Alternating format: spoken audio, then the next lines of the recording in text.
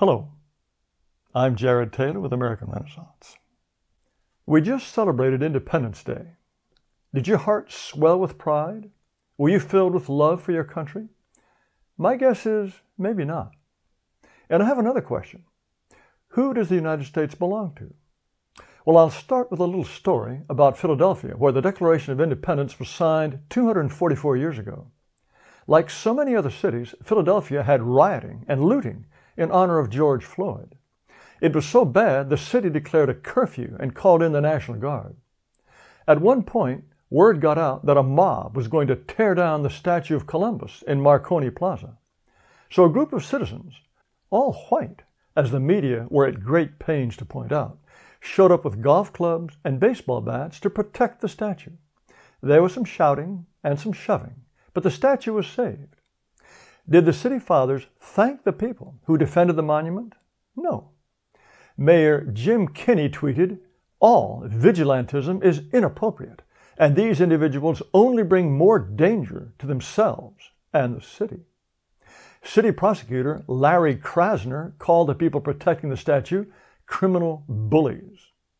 The city was not proud of citizens who protected public property because if you're white and you defend Columbus, you're a criminal bully.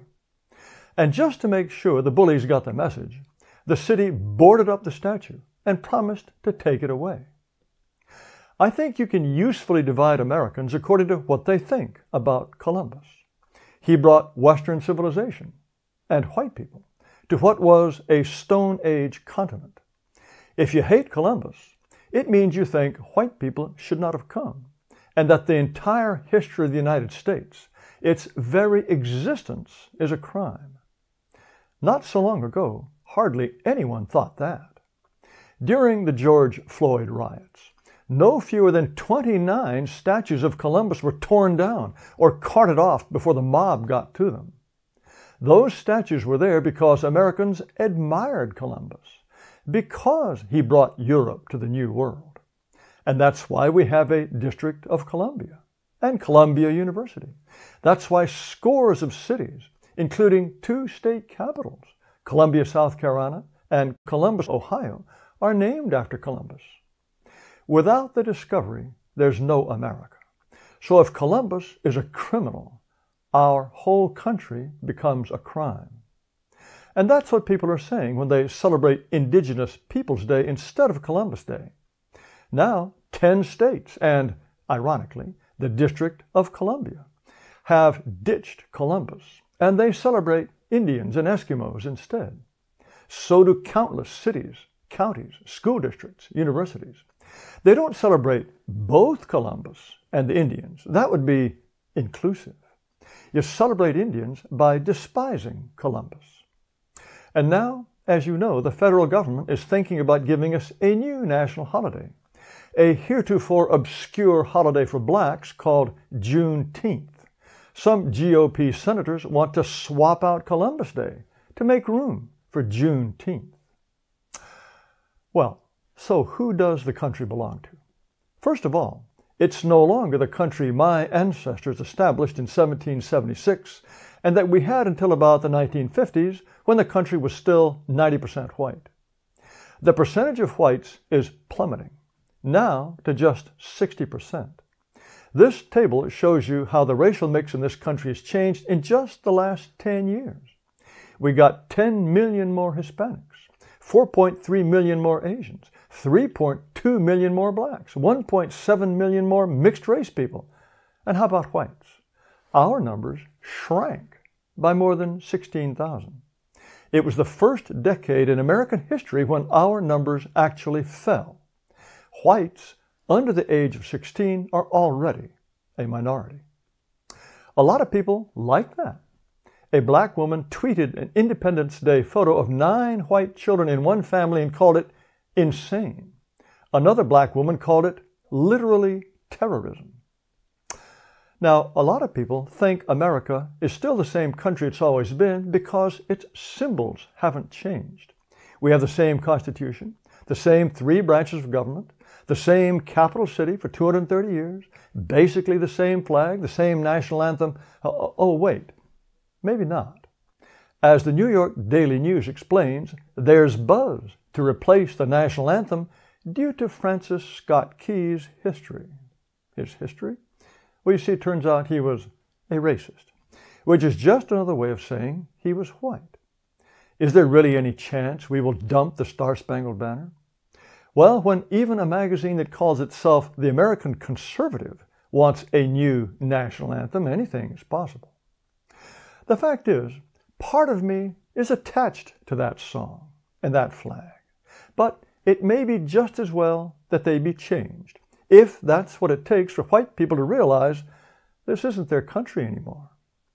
In Washington, D.C., Black Lives Matter protesters celebrated the 4th by burning an American flag. Here's a happy 4th of July tweet from a black woman that got 18,000 retweets and 44,000 likes. And here are BLM protesters dancing on the American flag. And please note the poster, "Abolish the institution, we need a revolution." Colin Kaepernick, with an estimated net worth of $20 million, celebrated the 4th by saying, "We reject your celebration of white supremacy." The Washington Post ran an Independence Day opinion column about the name of a college. It said, "Both namesakes of Washington and Lee University perpetrated racial terror, so the place should be renamed." Racial terror. You didn't know that George Washington rode around in a Klan hood terrifying black people, did you? And while we're renaming things, we should take that white supremacist's name off the nation's capital and knock down the Washington Monument. And we should do what Lucian Truscott, a direct descendant of Thomas Jefferson, recently called for in the New York Times. Take down the statue in the Jefferson Memorial and instead put up a 19-foot statue to Harriet Tubman, whom Mr. Truscott calls a founding mother. Let's do these things if it jolts white people out of their complacency, if it makes them understand that although there are a lot of white people in Congress, not one of them really represents us. If it makes them understand that our universities teach our own children to think our country is a criminal enterprise. Let's rename everything, if that's what it takes to make whites understand that the reason you can't put up a sign that says it's okay to be white is because, in America, it's not okay to be white. At the time of Abraham Lincoln's first inaugural address in 1861, 7 states had already seceded. He tried to save the Union by appealing to the mystic chords of memory stretching from every battlefield and patriot grave to every living heart and hearthstone. Even on the brink of civil war, Lincoln could speak of mystic chords of memory that stretched to every hearthstone. Well, what are the common mystic memories of Americans today? The very words sound like a joke. So, you may have a U.S. passport. You may pay taxes. You may put your hand on your heart when you hear the anthem. But if you're white, this isn't your country. Ask yourself, is there even one white American hero that you're allowed to admire? Even one? In some dim way, you may even think you love America. But America does not love you. The official view is that we are what's wrong with this country. We are the obstacle to a rainbow paradise. So until we have a completely different country, or at least part of it that's exclusively ours, we are aliens, and not very welcome aliens. Thanks for watching. If you like this video, please send the link to as many of your friends as you think will stand it. You might also subscribe to this video channel. Please visit our website. That's at amren.com. You'll find our videos, our podcasts, and a whole host of interesting material.